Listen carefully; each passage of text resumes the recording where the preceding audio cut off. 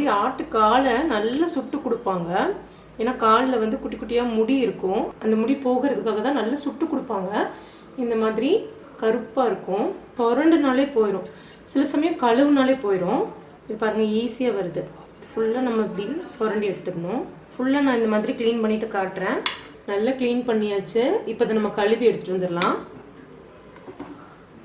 இது அப்படியே ஃபுல்லாக கூட நம்ம சேர்த்துக்கலாம், முழுசாக கூட நம்ம சேர்த்துக்கலாம், அப்படி இல்லைன்னா 2 4 கூட நம்ம கட் பண்ணி சேர்த்துக்கலாம். அது நம்ம இஷ்டம் தான். நான் இது இன்னைக்கு 2 கட் பண்ணி சேர்த்த போகிறேன். அப்போ உள்ளே இருக்கிற அந்த மஞ்சள் எல்லாம் இருக்கும் இல்லையா, அதோட எசன்ஸ் வந்து பாயால் நல்லா இறங்கி சூப்பராக இருக்கும். அதனால் நான் 2 கட் பண்ணிக்க போகிறேன். 2 கை சின்ன வெங்காயம் எடுத்திருக்கேன். இது கிட்டத்தட்ட ஒரு 100-150 கிராம் இருக்கும். இது ஒரு மிக்ஸி ஜாரில் சேர்த்துக்கலாம். நல்ல பேஸ்ட் மாதிரி அரைச்சி எடுத்துகிட்டு வந்துடலாம். இந்த மாதிரி நல்ல பேஸ்ட்டாக அரைச்சி எடுத்தாச்சு. இப்போ இது ஒரு பவுலில் சேர்த்துக்கலாம். சின்ன வெங்காயம் தான் சேர்த்துணுமான்னா பெரிய வெங்காயம் கூட நீங்கள் சேர்த்துக்கலாம். நான் சின்ன வெங்காயம் வந்து நல்ல டேஸ்ட்டாக இருக்கும். 3 தக்காளி எடுத்திருக்கேன். இதையும் நல்ல பேஸ்ட் மாதிரி அரைச்சி எடுத்துடலாம். இந்த மேலே இந்த பார்ட் இருக்கு இல்லைங்களா, அதை எடுத்துருங்க. இது சேர்த்தக்கூடாதுன்னு சொல்லுவாங்க. இது வந்து கிட்னி ஸ்டோன் உருவாகும்னு சொல்லுவாங்க. அதனால் அதை எடுத்துட்டேன். 2 நறுக்கி இதுலேயும் நம்ம பேஸ்ட் மாதிரி அரைச்சிடலாம். இந்த கெட்டியாக இருக்கு இல்லைங்களா, இது வரைக்கும் எடுத்துடுங்க. நம்ம கட் பண்ணும்போதும் இது சேர்த்தக்கூடாது. நம்ம சாம்பார் வைக்கும்போதோ ரசம் வைக்கும்போதோ எப்பயுமே இதை சேர்த்தக்கூடாது. இது நல்லது இல்லைன்னு சொல்லுவாங்க. நல்ல பேஸ்ட் மாதிரி அரைச்சாச்சு. இதையும் இப்போ ஒரு பவுலில் சேர்த்துக்கலாம். பாயாவுக்கு ஒரு மசாலா அரைக்க போகிறோம். இந்த மசாலா தான் பாயாவுக்கு வந்து ரொம்ப ரொம்ப டேஸ்ட்டாக இருக்கும். அரை மூடி தேங்காய் எடுத்திருக்கேன், அது ஃபுல்லாக உள்ளே சேர்த்துக்கலாம். மீடியம் சைஸ் தேங்காய் தான் எடுத்திருக்கேன். இதில் அரை மூடி ஃபுல்லாக நான் உள்ளே சேர்த்துருக்கேன். 10 முந்திரி பருப்பு, ஒரு 2 ஸ்பூன் கசகசா, 1 ஸ்பூன் சோம்பு, கொஞ்சமாக கல்பாசி. இதில் நல்லா வலுன்னு அரைச்சி எடுத்துகிட்டு வந்துக்கலாம். பாயாக்கு வந்து ஒரு நல்ல கலர் கொடுக்கறதுக்காக ஒரு 3 காஷ்மீரி ரெட் சில்லி சேர்த்துருக்கேன். நல்லா வலுன்னு அரைச்சாச்சு. இப்போ நம்ம பாயா ரெடி பண்ணிடலாம். 10 பல்லு பூண்டு எடுத்திருக்கேன். 2 துண்டு இஞ்சி எடுத்திருக்கேன். இதை நல்லா தட்டி எடுத்துக்கலாம். இஞ்சி பூண்டு விழுதான் நீங்கள் சேர்த்துறதுக்கு பதிலாக இந்த மாதிரி தட்டி சேர்த்துக்கோங்க. அப்போ வந்து டேஸ்ட்டும் நல்லாயிருக்கும், வாசமும் சூப்பராக இருக்கும். அதனால் இந்த இஞ்சி பூண்டை வந்து நம்ம தட்டி எடுத்துக்கலாம். இப்போது இந்த மாதிரி தட்டியிருக்கேன். ஆட்டுக்கால் பாயா வந்து நான் இப்போ குக்கரில் தான் செய்ய போகிறேன். நல்லெண்ணெய் சேர்த்துக்கலாம். 2 புளிக்கரண்டி நல்லெண்ணெய் சேர்த்துக்கலாம். 2 கிராம்பு, ஒரு சின்ன துண்டு பட்டை, கொஞ்சம் கல்பாசி, பிரியாணி இலை, அரை ஸ்பூன் சோம்பு, அரை ஸ்பூன் சீரகம். இது நல்லா பொரிஞ்சதும் அரைச்சி வச்சிருக்க வெங்காயத்தூளை சேர்த்துக்கலாம். தட்டி வச்சிருக்க இஞ்சி பூண்டியும் உள்ள சேர்த்துக்கலாம். வெங்காயம் வதங்கிறதுக்கு கொஞ்சம் உப்பு சேர்த்துக்கலாம். வெங்காயம் ஓரளவுக்கு நல்லா வதங்கினதும் அரைச்சி வச்சிருக்க தக்காளி உள்ள சேர்த்துக்கலாம். இப்போ நான் வந்து குழம்பு மிளகாய் தூள் சேர்த்த போகிறேன். குழம்பு மிளகாய் தூளுக்கு பதிலாக நீங்கள் மல்லித்தூளும் மிளகாய்த்தூள் சீரகத்தூள் மிளகுத்தூள் எல்லாம் தனித்தனியாக சேர்த்துற மாதிரி இருக்கும். இதுக்கு பதிலாக நீங்கள் வந்து குழம்பு மிளகாய் தூள் சேர்த்தினாலே சூப்பராக இருக்கும். மல்லி, மிளகாய், சீரகம், மிளகு, சோம்பு, கசகசா எல்லாமே நம்ம குழம்பு மிளகாய் தூளையே சேர்த்துருக்கோம். அதனால் நம்ம டைரெக்டாக அப்படியே குழம்பு மிளகாய் தூளே சேர்த்துக்கலாம்.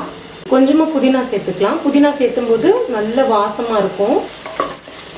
நல்லா வதக்கி விட்டுடலாம். 3 ஸ்பூன் குழம்பு மிளகாய் தூள் சேர்த்துருக்கேன்.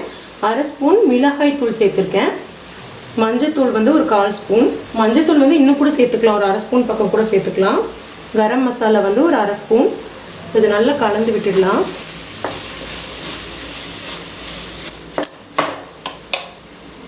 ஆட்டுக்காலை வந்து இந்த மாதிரி 2 நறுக்கி எடுத்திருக்கேன். பார்த்தா தெரியும். இதுக்குள்ளே ஃபுல்லாக சாறு நல்லா இறங்கியிருக்கும், ரொம்ப டேஸ்ட்டாக இருக்கும்.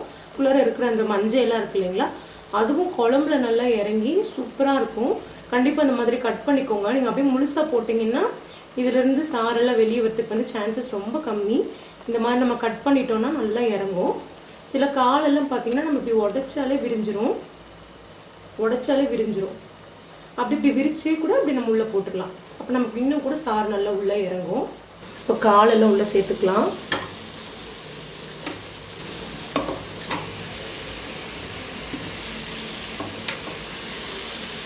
தண்ணி நல்லா தாராளமாக சேர்த்துக்கோங்க. சேர்த்துட்டு லேசாக இந்த மாதிரி கலந்து விடுங்க.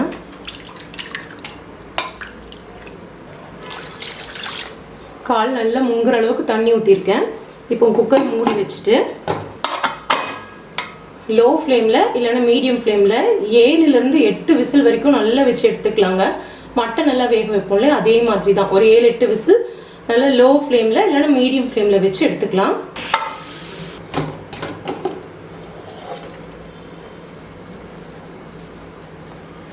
நம்ம ஒரு 4 டேபிள் ஸ்பூன் தான் எண்ணெய் சேர்த்துருக்கோம். ஆனால் நீங்கள் பார்த்தீங்கன்னா தெரியும், அந்த ஆட்டுக்கால்லேருந்து அந்த மஞ்சளிலிருந்து நல்ல எண்ணெய் பிரிஞ்சு வந்திருக்கு பாருங்கள். இதுதான் ரொம்ப ரொம்ப சத்து. இது ரொம்ப டேஸ்ட்டாக இருக்கும். அது என்ன நினச்சி நீங்கள் வேஸ்ட் பண்ணிட வேண்டாம். அது ஒரு தடவை நம்ம கலந்து விட்டுடலாம். நல்லா வெந்துருச்சு. இப்போ நம்ம அரைச்சி வச்ச தேங்காய் விழுது ஃபுல்லாக உள்ள சேர்த்துக்கலாம். கூடவே கொஞ்சம் தண்ணி சேர்த்துக்கிறேன். பாயா வந்து தண்ணியாக வேணும்னா நீங்கள் இன்னும் கொஞ்சம் கூட தண்ணி சேர்த்துக்கோங்க. ரொம்ப திக்காக நல்லா இருக்காது.